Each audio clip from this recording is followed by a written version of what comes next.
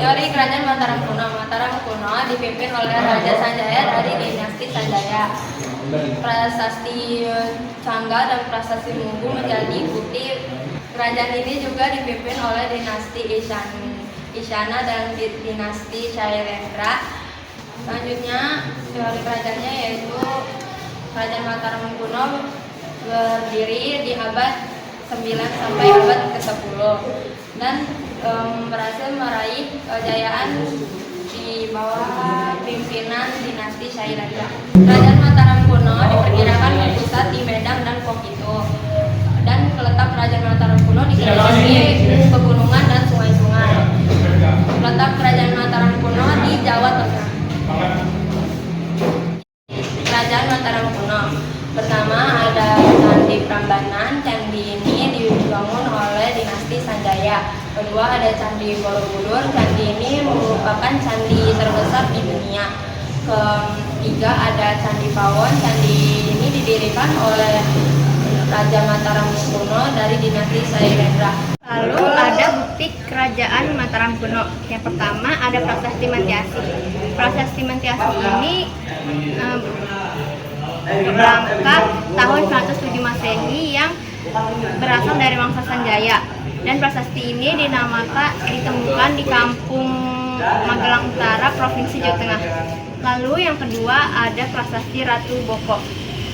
Prasasti ini merupakan prasasti yang berasal dari batu andesit dan ditemukan pada tahun 792 Masehi.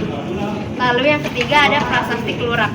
Prasasti ini merupakan prasasti yang berangkat tahun 472 Masehi yang ditemukan di desa Klurak di Provinsi Jawa Tengah. Ada tokoh keagamaan. Yang pertama ada Raja Sanjaya. Ia merupakan pendiri dinasti Mataram Kuno sekaligus raja pertama yang memerintah sekitar tahun 732 sampai dengan 769 Masehi. Lalu yang kedua ada Sri Maharaja Rakai Panangkaran. Ia adalah raja kedua yang memerintah Kerajaan Mataram Kuno pada tahun 770 sampai dengan 780 Masehi. Lalu yang ketiga ada Rakai Panangkaran. Ia merupakan raja ketujuh yang memerintah dinasti Kerajaan Mataram Kuno yang memerintah sekitar tahun 847 sampai dengan 855 Masehi. Pengaruh Mataram Kuno. Mataram Kuno memiliki pengaruh yang signifikan di bidang politik, ekonomi, sosial, dan budaya. Sumber ekonomi Kerajaan Mataram Kuno berasal dari sektor pertanian, perdagangan, kerajinan, dan pengolahan logam. Sistem ekonomi, kehidupan ekonomi bertumpu pada sektor agraris. Wilayah kerajaan dikelilingi pegunungan dan sungai besar. Hal itu membuatnya memiliki tanah yang subur sehingga cocok untuk pertanian. Yang pertama ada agama yang ganda. Dalam sejarah Mataram Kuno, raja dari dinasti-dinasti yang memerintah ada yang beragam, Hindu dan ada yang memeluk Buddha. Yang kedua ada tradisi dan ritual.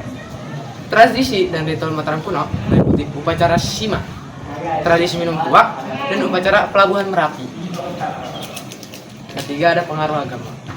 Agama Hindu Buddha sangat berpengaruh pada kehidupan budaya Kerajaan Mataram Kuno. Yang ketiga ada pengaruh agama. Agama Hindu Buddha sangat berpengaruh kepada kehidupan budaya Kerajaan Mataram Kuno. Hal ini terlihat dari peninggalan-peninggalan kerajaan seperti candi, prasasti, dan karya sastra. Yang keempat ada kehidupan sosial budaya. Kehidupan sosial budaya di Mataram Kuno ditandai dengan adanya sistem, perkembangan pendidikan, dan seni, serta yang rukun dan damai. Yang kelima ada kehidupan pemerintah. Kehidupan pemerintah di Mataram Kuno ditandai dengan sistem monarki, di mana raja memiliki kekuasaan tertinggi. Raja dianggap sebagai penjelmaan dewa di dunia dan harus memimpin berdasarkan kebenaran, keadilan, dan kesejahteraan. Dan yang terakhir, runtuhnya Mataram Kuno. Masa keruntuhan Kerajaan Mataram Kuno dimulai pada tahun 1080, di mana pada saat itu terjadi sebuah bencana alam berupa meletusnya Gunung Merapi.